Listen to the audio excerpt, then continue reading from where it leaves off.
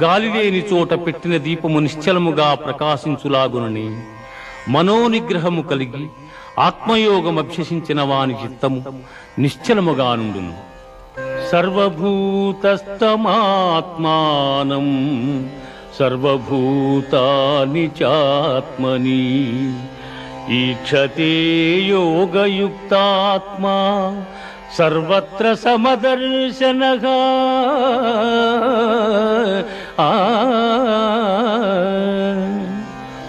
సకల భూతముల యందు సమదృష్టి కలిగిన వాడు అన్ని భూతములు తన యందును తనను అన్ని భూతముల యందును చూచుచుండును.